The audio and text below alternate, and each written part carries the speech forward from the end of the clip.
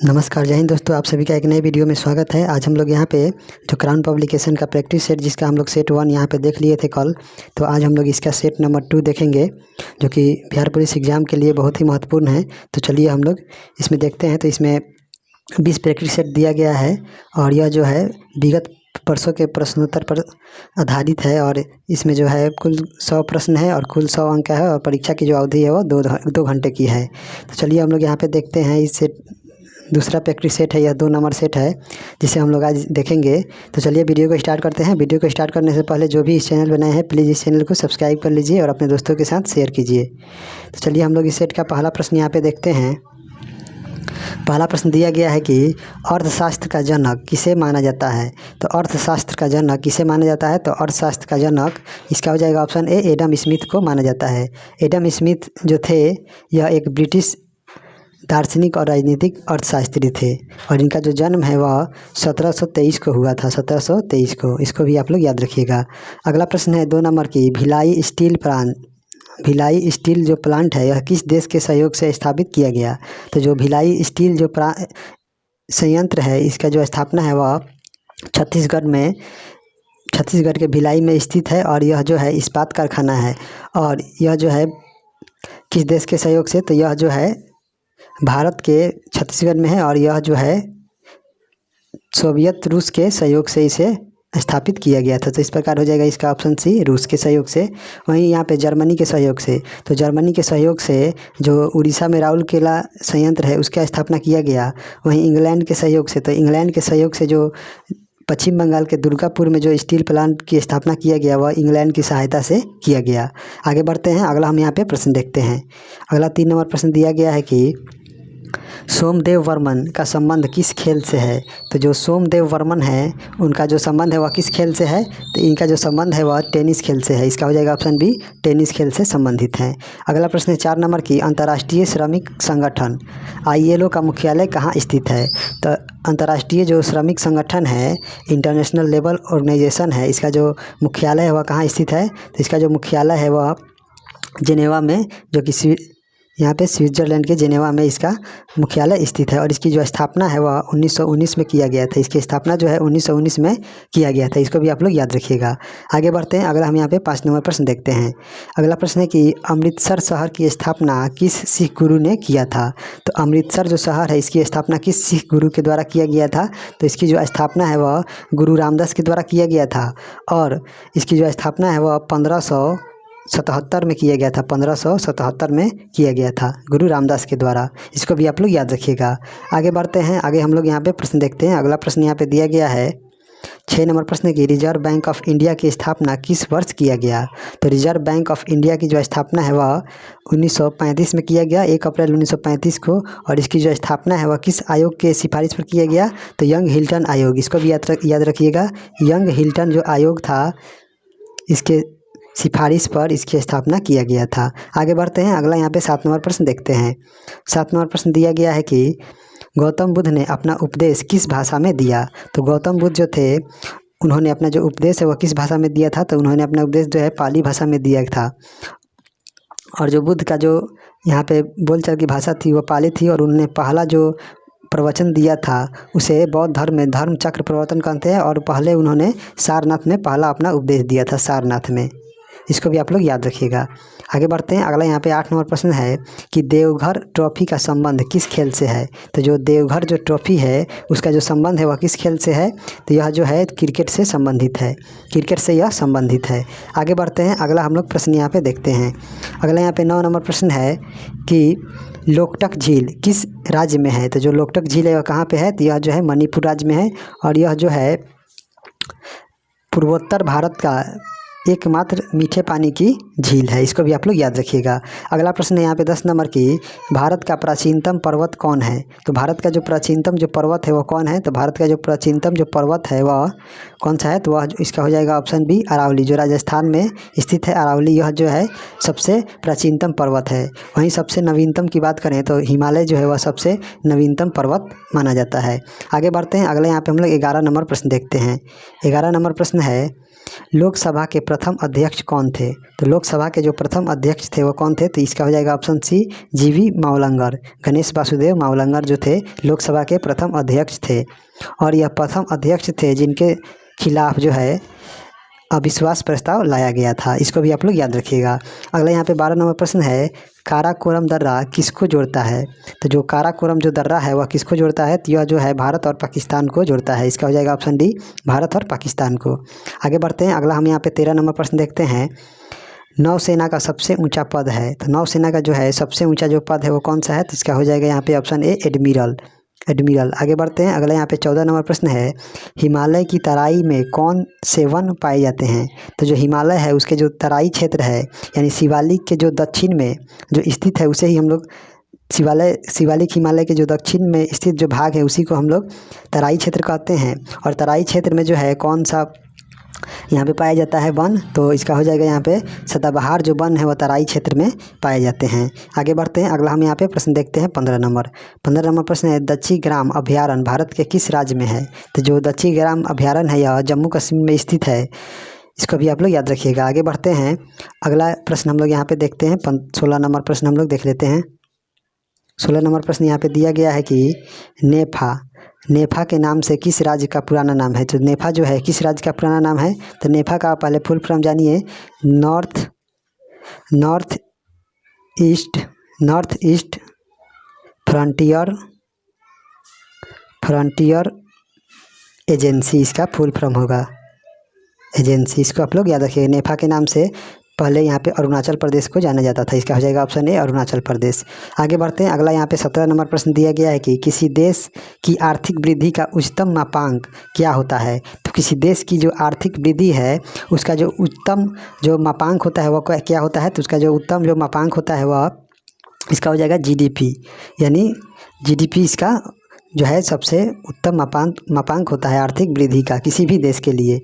आगे बढ़ते हैं। अगला यहाँ पे हम लोग प्रश्न देखते हैं 18 नंबर, प्रोफेसर सतीश धवन अंतरिक्ष केंद्र कहाँ स्थित है? तो जो सतीश धवन अंतरिक्ष केंद्र है वह कहाँ स्थित है? तो यह जो स्थित है आंध्र प्रदेश के श्रीहरिकोटा में यह स्थित है। इसको याद रखिएगा।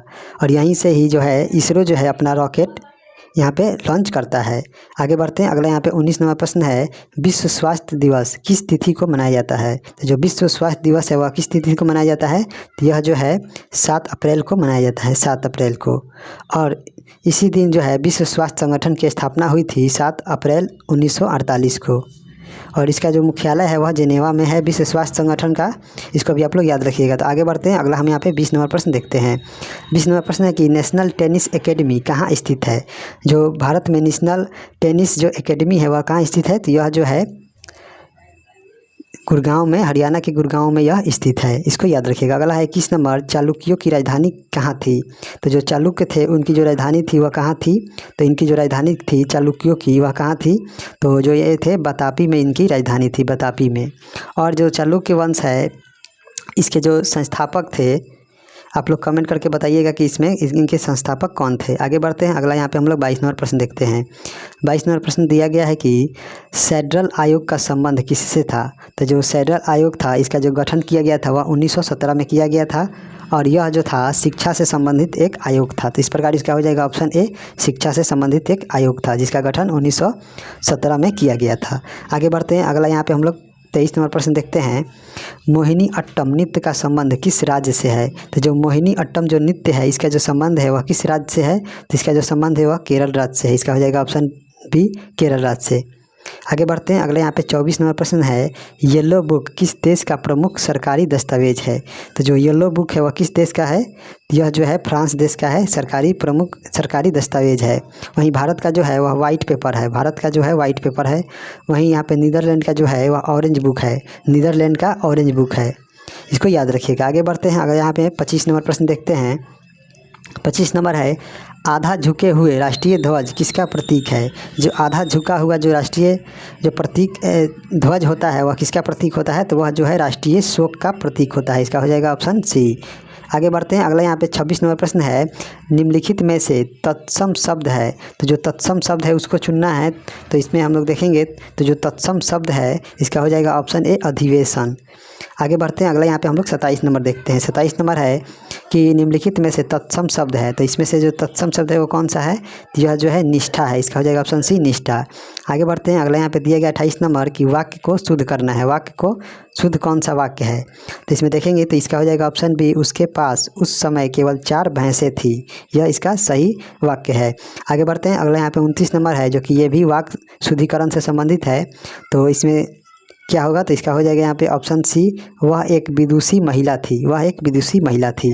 अगला यहाँ पे 30 नंबर प्रश्न है कि निम्नलिखित में हाथी का पर्यायवाची शब्द नहीं है। हाथी का पर्यायवाची शब्द इसमें से कौन नहीं है?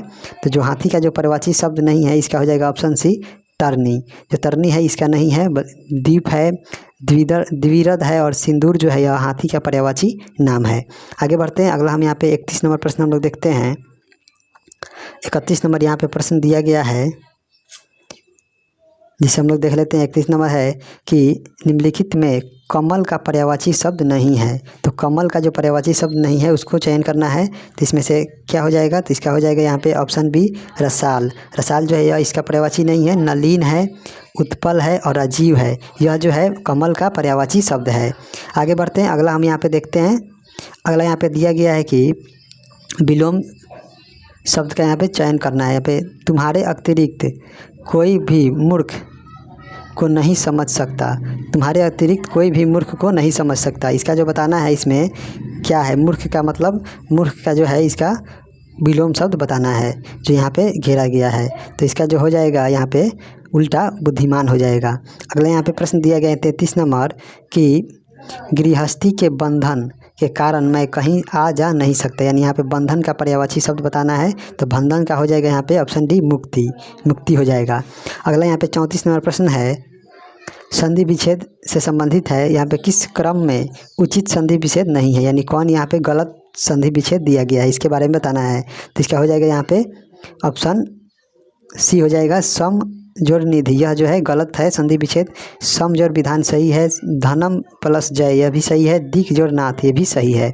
आगे यहाँ पे 35 नंबर प्रश्न दिया गया है कि जिसका काम उसी को सौजे लोकोक्ति का सही अर्थ किस क्रम में है? तो इसका जो अर्थ है इसका हो जाएगा यहाँ पे ऑप्शन ए, जिसका जो काम है वही उसे अच्छी तरह से कर सकता है। इसका अर्थ यही हो जाएगा। इसका हो जाएगा ऑप्शन ए।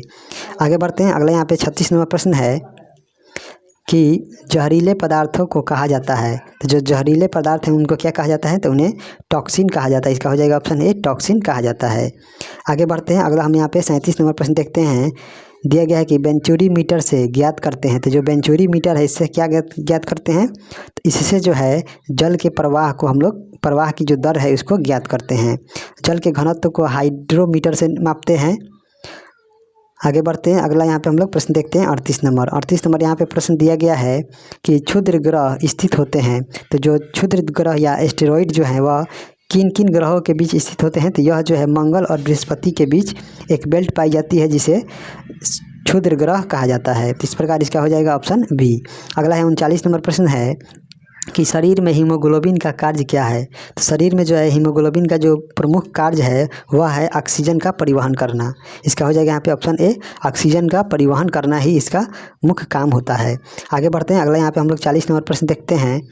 40 नंबर दिया गया है कि मानव शरीर को कितने निकोटिनिक अम्ल की प्रतिदिन आवश्यकता होती है? कितने ग्राम निकोटिनिक अम्ल की आवश्यकता होती है? तो जो नियासिन है या निकोटिन एसिन है यह B3 का रासायनिक नाम है। B3 जो विटामिन है इसका रासायनिक नाम है। B3 विटामिन का यह रासायनिक नाम है और इसे जो है प्रतिदिन 15 ग्राम की आवश्यकता होती है। प्रतिदिन 15 ग्राम की आवश्यकता होती है, इसको याद रखिएगा। अगला 41 नंबर की रेडियो एक्टिविटी की खोज किसने की थी? तो जो रेडियो एक्टिविटी है इसकी जो खोज है वह हेनरी बैक्यूरेल के द्वारा किया गया था। हेनरी बैक्यूरेल के द्वारा 1903 में किया गया था। इसको भी आप लोग याद रखिएगा।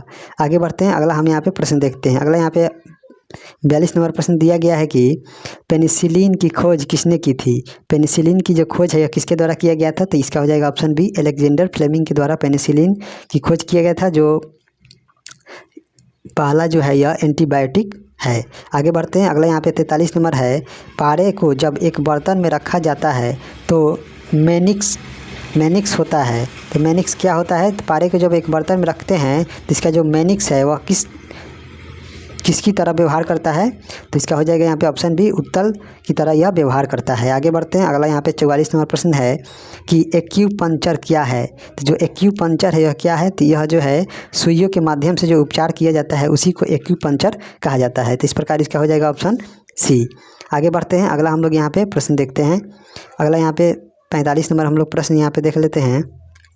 45 नंबर प्रश्न दिया गया है कि नेत्र गोलक किस सेट द्वारा चालित होता है। तो जो नेत्र गोलक है यह किस सेट के द्वारा चालित होता है, तो यह जो है किसके द्वारा चालित होता है, तो इसका हो जाएगा यहाँ पे ऑप्शन बी, 6 मांसपेशियों के द्वारा जो है यह नेत्र गोलक का जो है सेट यह चालित रहता है।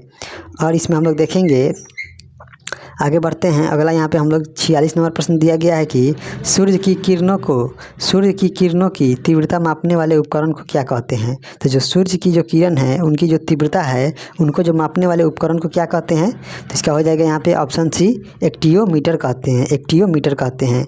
वहीं यहाँ पे बैरोमीटर से वायुमंडलीय दाब को मापा जाता है और क्रिस्कोग्राफ से पौधों में जो वृद्धि हुई है उसको मापा जाता है, इसको भी याद रखिएगा। आगे बढ़ते हैं, अगला यहाँ पे हम लोग 47 नंबर प्रश्न देखते हैं। 47 नंबर प्रश्न दिया गया है कि कांच पर लिखने के लिए किस अम्ल का प्रयोग किया जाता है। तो ये तो बहुत ही सिंपल प्रश्न है कि कांच पर लिखने के लिए किस अम्ल का, इसका हो जाएगा यहाँ पे ऑप्शन बी, हाइड्रोफ्लोरिक अम्ल का प्रयोग किया जाता है कांच पर लिखने के लिए। और इसका जो रासायनिक होता है HF होता है हाइड्रोफ्लोरिक अम्ल का, इसको भी आप लोग याद रखिएगा। अगला है यहाँ पे 48 नंबर, विटामिन सी का रासायनिक नाम क्या है। तो जो विटामिन सी है इसका जो रासायनिक नाम है इसका हो जाएगा ऑप्शन बी, एस्कॉर्बिक एसिड है। वहीं रेटिनॉल है यह विटामिन ए का है रासायनिक नाम। और जो यहाँ पे कैल्सीफेरॉल है, तो जो कैल्सीफेरॉल है यह किसका है, तो जो कैल्सीफेरॉल है यह हो जाएगा आपका विटामिन डी का, जो हो जाएगा विटामिन डी का रासायनिक सूत्र नाम है। और जो टेकोफेरॉल है यह विटामिन ई का है, यह जो है विटामिन ई का रासायनिक नाम है, इसको आप लोग याद रखिएगा। आगे बढ़ते हैं, अगला हम यहाँ पे 49 नंबर प्रश्न देखते हैं। और आप लोग कमेंट जरूर कीजिएगा कि अपने 100 में से कितना स्कोर किया है, ताकि हमको भी कुछ अनुमान चले। तो यहाँ पे जो है 49 नंबर जो प्रश्न है, द्रव का आपेक्षिक घनत्व मापा जाता है। तो जो द्रव है इसका जो आपेक्षिक जो घनत्व है वह किसके द्वारा मापा जाता है, तो इसका जो घनत्व है वह हम लोग हाइड्रोमीटर से मापते हैं, हाइड्रोमीटर। और यहाँ पे जो हाइग्रोमीटर है इससे अपेक्षिक वायुमंडल में जो आर्द्रता है उसको मापते हैं। रेन गेज, तो रेन गेज से हम लोग वर्षा का मापन करते हैं। और ओडोमीटर, तो ओडोमीटर से जो है गाड़ी में जो गाड़ी के द्वारा जितनी दूरी तय की जाती है उसका जो डिस्टेंस है उसको मापा जाता है ओडोमीटर के द्वारा। अगला यहाँ पे 50 नंबर प्रश्न दिया गया है कि केंद्रीय चावल अनुसंधान संस्थान कहाँ अवस्थित है। तो जो केंद्रीय चावल अनुसंधान संस्थान है वह कहाँ स्थित है, तो इसका हो जाएगा यहाँ पे ऑप्शन सी, कटक में यह स्थित है। इसका हो जाएगा ऑप्शन सी, कटक के, उड़ीसा के कटक में स्थित है। अगला, और आप लोग कमेंट कीजिएगा कि अंतर्राष्ट्रीय चावल अनुसंधान केंद्र कहाँ स्थित है, आप लोग कमेंट जरूर कीजिएगा इस प्रश्न का। अगला यहाँ पे 51 नंबर प्रश्न है कि मनुष्य को सर्वाधिक ऊर्जा प्राप्त होती है। तो जो मनुष्य है उसको जो है सबसे ज़्यादा जो ऊर्जा है वह किससे प्राप्त होती है, तो उसको जो ऊर्जा है वह किससे प्राप्त होती है, तो इस प्रकार इसका हो जाएगा यहाँ पे जो ऑप्शन डी, यानी कार्बोहाइड्रेट से सबसे ज़्यादा ऊर्जा प्राप्त होती है मनुष्य के शरीर में, मानव के शरीर में। अगला यहाँ पे हम लोग देखते हैं, अगला यहाँ पे 52 नंबर हम लोग प्रश्न यहाँ पे देख लेते हैं। जो यहाँ पे दिया गया है कि जल का क्वथनांक डिग्री सेंटीग्रेड में कितना होता है। तो जो जल का जो क्वथनांक है वह डिग्री सेंटीग्रेड में 100 डिग्री सेल्सियस होता है। आगे बढ़ते हैं, अगला यहाँ पे जो प्रश्न है 53 नंबर कि निम्न में से किसका प्रयोग दर्पण को चमक देने के लिए होता है। तो दर्पण को चमक देने के लिए किसका प्रयोग करते हैं, तो इस प्रकार इसका हो जाएगा सिल्वर नाइट्रेट का हम लोग प्रयोग करते हैं। और जो यहाँ पे जो सिल्वर नाइट्रेट है, इसके द्वारा ही जो है यह लगभग पूरे 100% जो रोशनी होता है उसको परावर्तित कर देता है, इसीलिए दर्पण चमकता है। इसको भी आप लोग याद रखिएगा। आगे बढ़ते हैं, अगला यहाँ पे हम लोग 54 नंबर प्रश्न देखते हैं। 54 नंबर प्रश्न है कि बायोगैस में मुख्यतः होती है, तो जो बायोगैस है उसमें क्या होती है मुख्यतः, तो बायोगैस में जो है मुख्यतः इसका हो जाएगा ऑप्शन सी कार्बन डाइऑक्साइड और मीथेन होता है, इसका हो जाएगा ऑप्शन सी। आगे बढ़ते हैं, अगला हम लोग यहाँ पे प्रश्न देखते हैं 55 नंबर।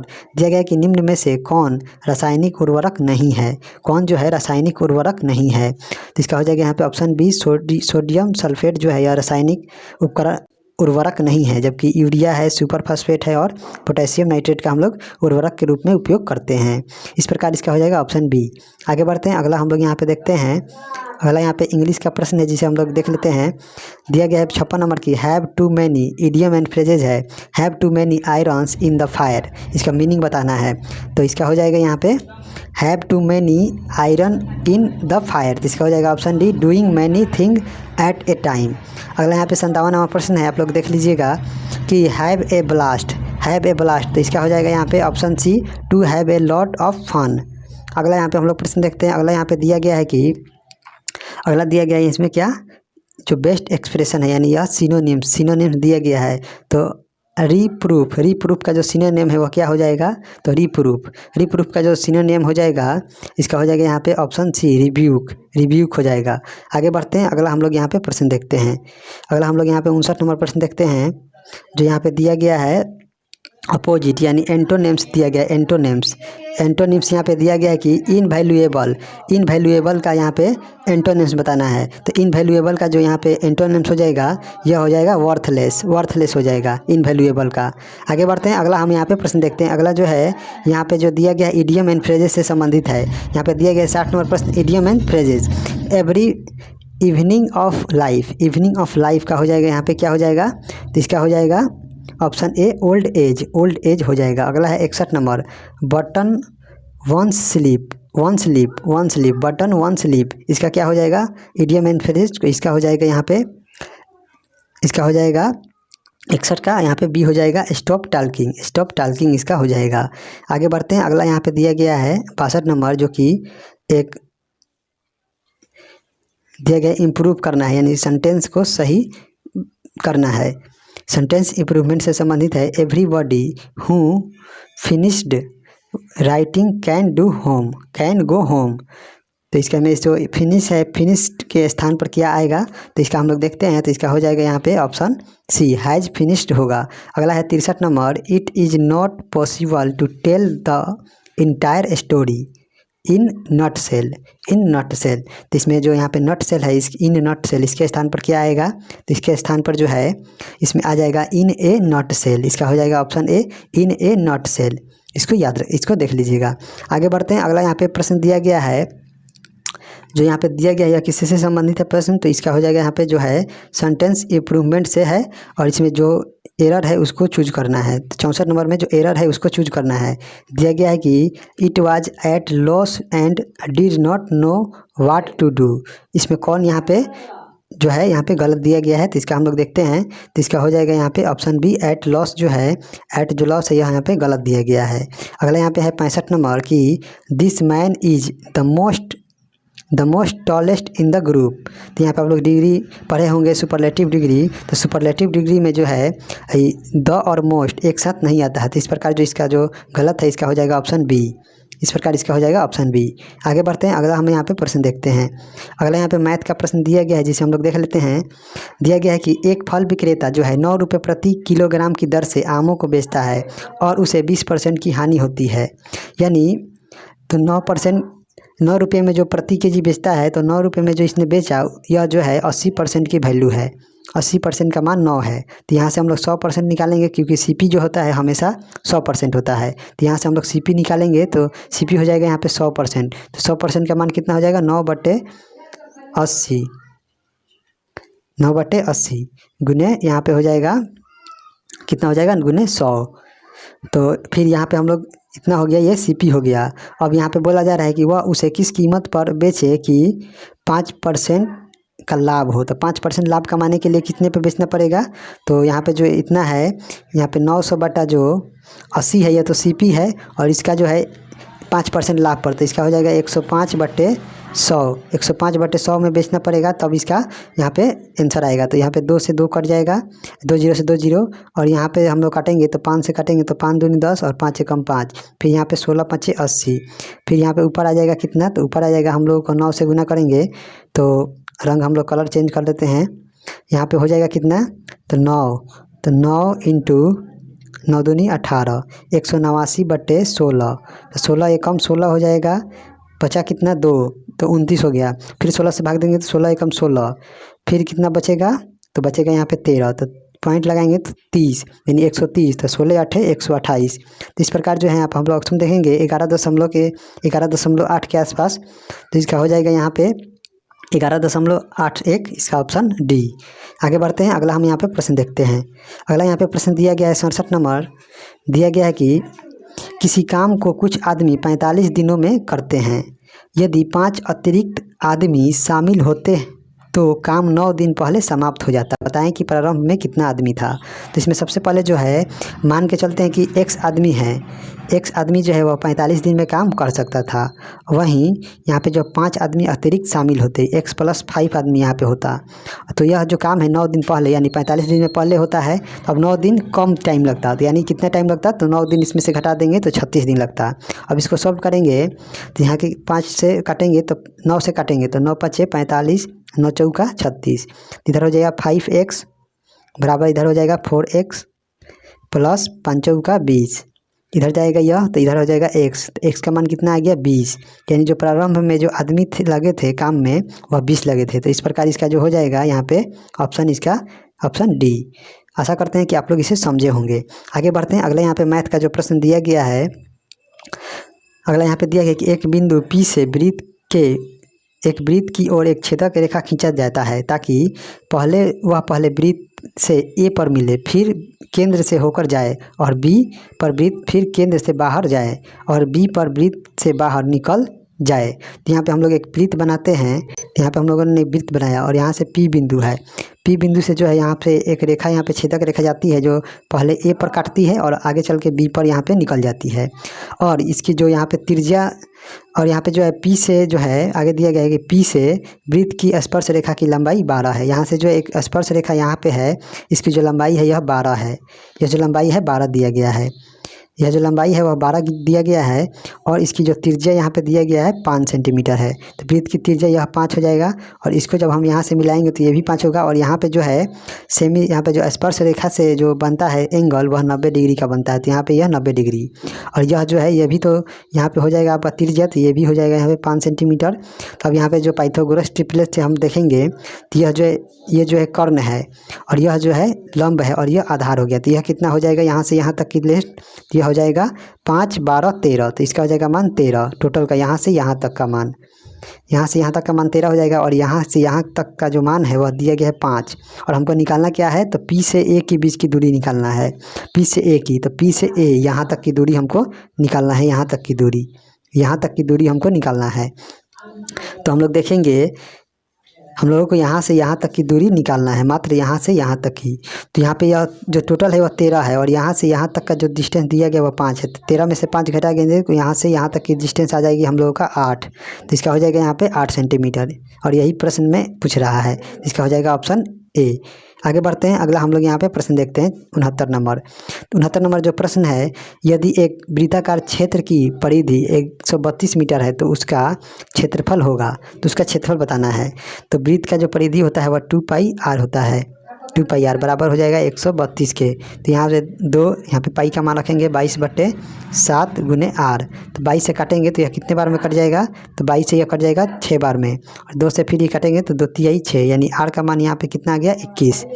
यहाँ पे हम लोग क्षेत्रफल निकालेंगे, तो क्षेत्रफल क्या होता है πr², तो इसका हो जाएगा यहाँ पे 22/7 गुने 21 गुने 21, 21 गुने 21, तो 7 से काटेंगे तो 70 का, यहाँ पे 66 गुने 21, तो इसका हो जाएगा इस तरह गुना कीजिएगा तो आपका आ जाएगा ऑप्शन ए 1386 वर्ग मीटर।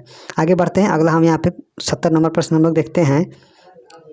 70 नंबर जो है यह मैथ का प्रश्न यहाँ पे दिया गया है, जो कि एक ज्योमेट्री का प्रश्न है, एक्स का मान ज्ञात करना है। तो आप लोग एक प्रॉपर्टी पढ़े होंगे कि जो एक त्रिभुज है, त्रिभुज के जो अंदर जो है और एक जो यहाँ पे बाह्य एक्सटीरियर जो एंगल, यह जो एंगल होता है वह अंतः दो, इसके जो विपरीत जो एंगल है इसके जो अंतः दोनों का योग के यह बराबर होता है। तो इस प्रकार जो इसका हो जाएगा एक्स का मान, या दोनों के योग का बराबर हो जाएगा। तो 70 और प्लस 50 को हम लोग जोड़ेंगे तो इसका हो जाएगा ऑप्शन डी 120 डिग्री।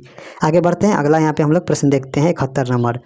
71 नंबर जो प्रश्न यहाँ पे दिया गया है कि दो सकेंद्रीय वृत्त एक वलय बनाते हैं, वलय की अंतः और बाह्य परिधि 22 सेंटीमीटर और 44 सेंटीमीटर है, तो वलय की चौड़ाई ज्ञात करना है। यहाँ पे जो सकेंद्रीय वृत्त है यह ऐसे बनता है जिसे हम लोग बनाते हैं यहाँ पे फिगर में, ऐसे लगभग बनता है। और यह जो है इसकी जो परिधि दिया गया है, पहले वाले जो अंतः है उसका 22 है और बाह्य वाला का 44 है। तो पहले हम लोग यहाँ से त्रिज्या ज्ञात करेंगे। तो त्रिज्या ज्ञात करने के लिए हम लोग परिधि वाला फार्मूला लगाएंगे, तो 2πr का यहाँ पे जो मान है वह दिया गया है 22। तो इस प्रकार जो इसका जो रेडियस हो जाएगा यह कितना हो जाएगा, इसका जो रेडियस हम लोग ज्ञात करेंगे तो इसका हो जाएगा रेडियस 7/2।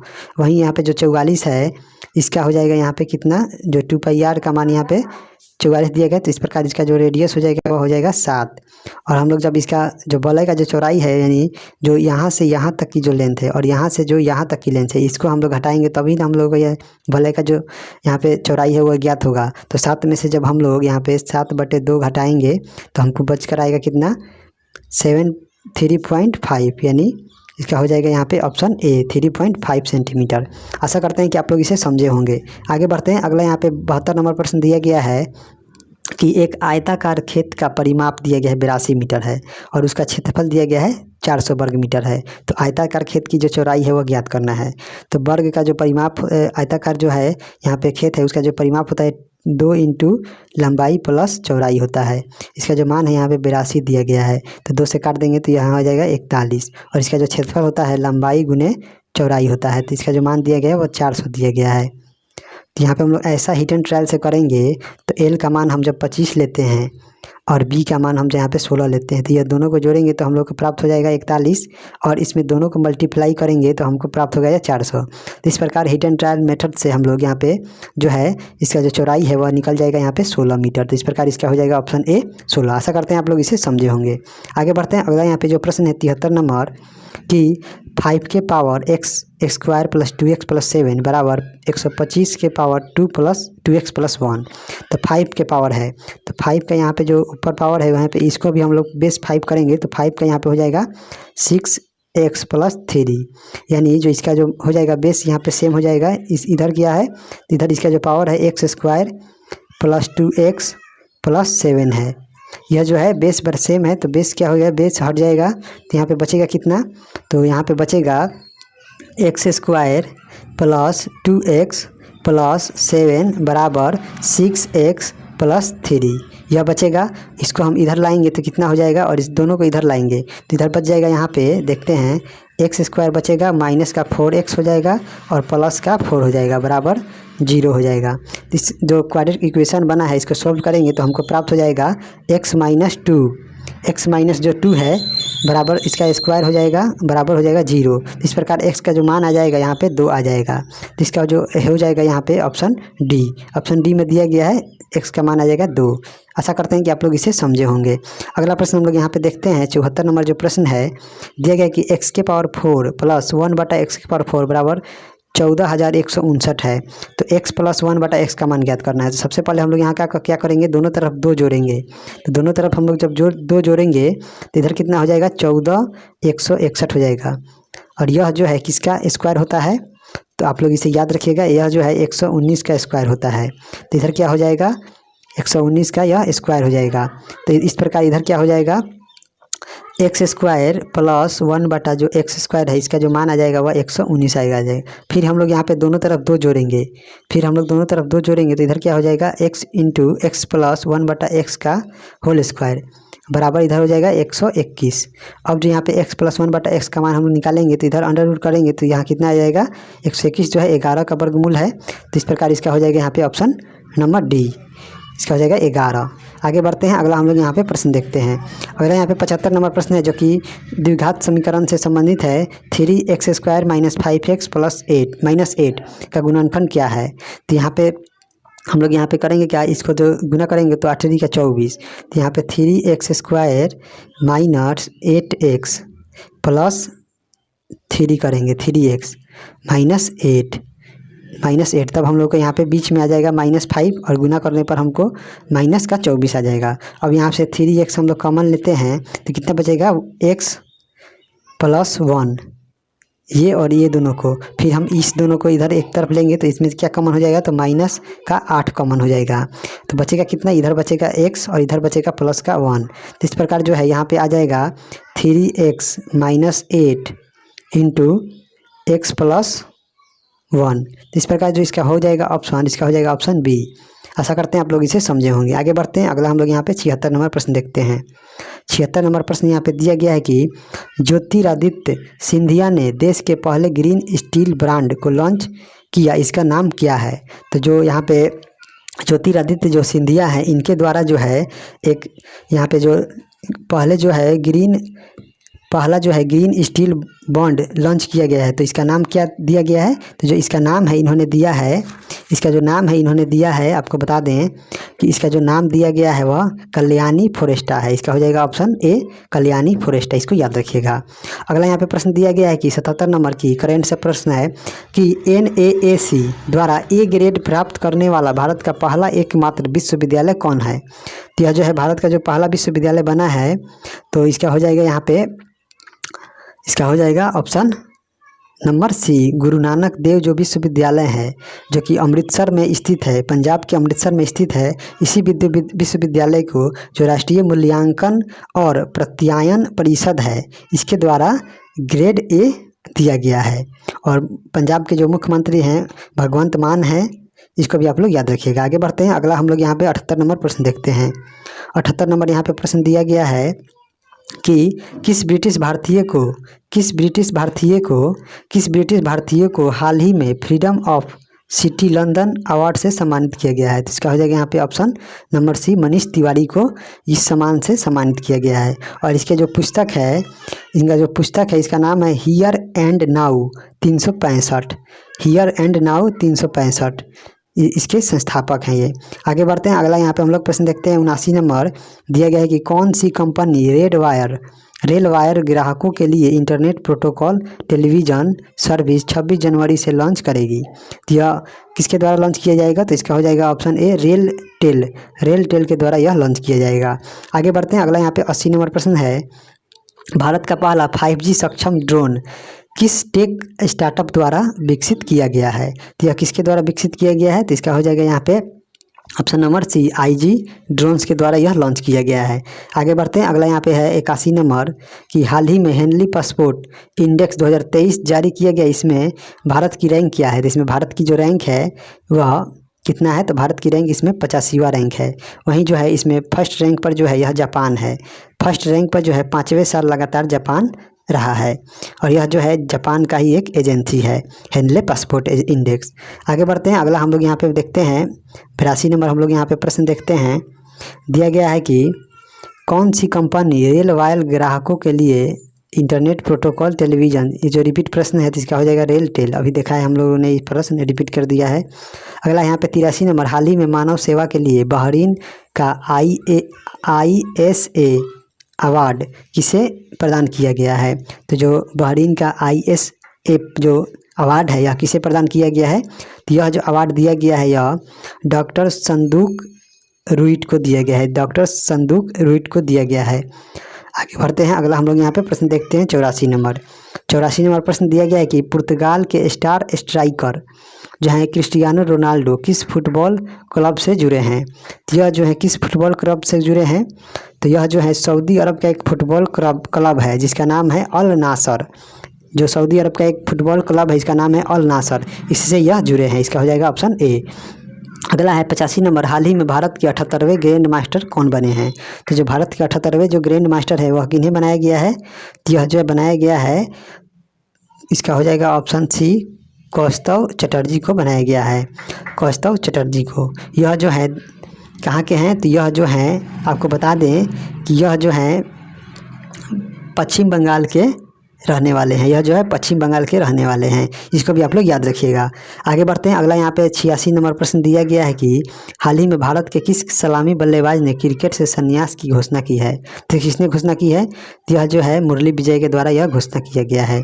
अगला यहाँ पे हम लोग प्रश्न देखते हैं, 87 नंबर दिया गया है कि किसे हाल ही में ब्रिटेन के इंडिया यूके अचीवर्स ऑन द्वारा लाइफ टाइम अचीवमेंट अवार्ड से सम्मानित किया गया है।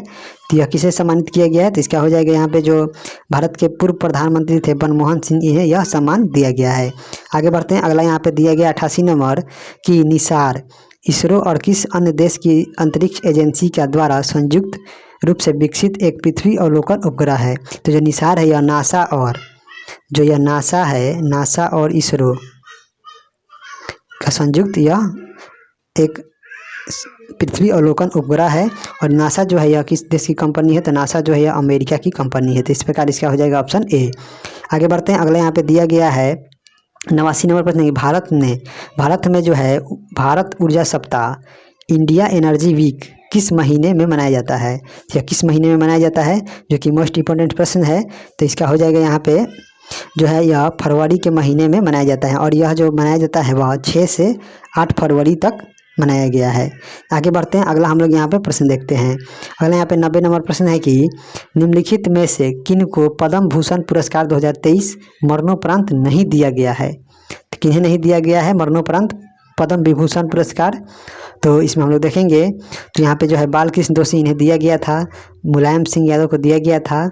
वहीं अगर हम यहाँ पे बात करें जो दिलीप महालनोबिस, तो इन्हें भी दिया गया था मरणोपरांत। जो यहाँ पे श्रीनिवासन है ये अभी जीवित हैं, तो इस प्रकार इसका हो जाएगा यहाँ पे ऑप्शन डी। आगे बढ़ते हैं, अगला हम लोग यहाँ पे प्रश्न देखते हैं 81 नंबर, इंटरनेशनल स्पेस ने किसके नाम पर एक तारे का नामकरण किया है। तो किनके नाम पर एक तारे का नामकरण किया गया है इंटरनेशनल स्पेस के द्वारा, तो इसका हम लोग देखते हैं। तो इसका हो जाएगा क्या, इंटरनेशनल स्पेस के द्वारा जो है यह भारत के जो पूर्व प्रधानमंत्री थे अटल बिहारी वाजपेयी, इनके नाम पर जो है एक तारे का नामकरण किया है। अगला है 92 नंबर, महावीर जैन की मृत्यु निम्नलिखित में से किस नगर में हुई थी। जो महावीर थे उनका जो मृत्यु है वह कहाँ पे हुआ था, तो इसका हो जाएगा यहाँ पे ऑप्शन सी, पावापुरी में इनकी मृत्यु हुई थी। आगे बढ़ते हैं, अगला हम यहाँ पे प्रश्न देखते हैं 93 नंबर प्रश्न है कि नालंदा विश्वविद्यालय के संस्थापक का युग है। तो नालंदा विश्वविद्यालय की जो स्थापना है वह किस वंश के शासकों के द्वारा किया गया। तो यह जो है गुप्त वंश के शासक जो थे कुमार गुप्त प्रथम, इन्हीं के द्वारा नालंदा विश्वविद्यालय की स्थापना किया गया था। अगला है यहाँ पे 94 नंबर, निम्न में से कौन सा युग्म उपयुक्त जोड़ी है, कौन सा युग्म जो है उपयुक्त जोड़ी है। तो इसका हम लोग देखेंगे तो इसका हो जाएगा क्या, चेतक जो और यहाँ पे लिच्छवी, चेतक और लिच्छवी, यानी जो राजा चेतक थे वह लिच्छवी के राजा थे। इस प्रकार यह जो है यह सुमेलित है। आगे बढ़ते हैं, अगला यहाँ पे हम लोग 95 नंबर प्रश्न हम लोग देख लेते हैं। तो आगे यहाँ पे 95 नंबर प्रश्न दिया गया है कि बुद्ध का जन्म कहाँ हुआ था। तो बुद्ध का जो जन्म है वह कहाँ हुआ था, तो यह लुम्बिनी में हुआ था। बुद्ध का जो जन्म है वह लुम्बिनी में हुआ था, इसको याद रखिएगा। अगला है 16 महाजनपदों के युग में वैशाली किसकी राजधानी थी। तो जो वैशाली थी वह किसकी राजधानी थी, तो जो वैशाली थी वह जो था किसका राजधानी था, तो वह यहाँ पे वज्जी की जो राजधानी थी वो वैशाली थी। और 16 महाजनपदों में जो काशी था इसका जो राजधानी था वह वाराणसी था, काशी का वाराणसी। वत्स का क्या था, तो वत्स जो था यहाँ पे एक महाजनपद, इसका जो राजधानी था वह कौशाम्बी था, कौशाम्बी। और सूरसेन, तो सूरसेन जो था यह कहाँ का राजधानी था, तो जो सूरसेन है इसकी जो राजधानी था वह मथुरा था, सूरसेन की राजधानी मथुरा था, इसको याद रखिएगा। आगे बढ़ते हैं, अगला यहाँ पे 97 नंबर प्रश्न है, गांधी जी का चंपारण आंदोलन था। तो जो गांधी जी का जो चंपारण आंदोलन था यह किसी से संबंधित था, तो यह जो था यहाँ पे इसका हो जाएगा ऑप्शन डी, नील कर्मियों की समस्याओं के समाधान हेतु जो था गांधी जी ने भारत में प्रथम सत्याग्रह किया था। और यह जो किया था नील की खेती, यानी 1 बीघा में 3 कट्ठा पर नील की खेती करना अनिवार्य था, इसी को इन्होंने समाप्त किया। अगला प्रश्न है 98 नंबर, प्रभावती देवी किस क्षेत्र की स्वतंत्रता संग्राम सेनानी थी। तो जो प्रभावती देवी थी यह जो है जयप्रकाश नारायण की पत्नी थी, और इन्होंने जो है पटना की यह प्रसिद्ध स्वतंत्रता सेनानी थी, इसका हो जाएगा ऑप्शन बी, पटना। आगे बढ़ते हैं, अगला हम लोग यहाँ पे प्रश्न देखते हैं 99 नंबर, नंबर। 99 नंबर प्रश्न है कि बुलंदी बाग जो है इस प्राचीन स्थान था। जो बुलंदी बाग जो था यह प्राचीन स्थान कहाँ का था? यह जो है पाटलिपुत्र का था। इसका हो जाएगा ऑप्शन बी पाटलिपुत्र। अगला और इस सेट का अंतिम प्रश्न है कि सुभद्रा देवी को पेपर मेसी आर्ट के लिए 2023 का पद्म श्री दिया गया। उनका संबंध बिहार के किस जिले से है? तो सुभद्रा देवी का जो संबंध है वह बिहार के किस जिले से है? तो इनका जो संबंध है बिहार के जो है यह मधुबनी जिला से यह संबंधित है। तो इस प्रकार इसका हो जाएगा ऑप्शन सी। आप लोग जरूर कमेंट कीजिए कि आपने 100 में से कितना प्रश्न किया। तो चलिए मिलते हैं अगले वीडियो में, तब तक के लिए जय हिंद दोस्तों।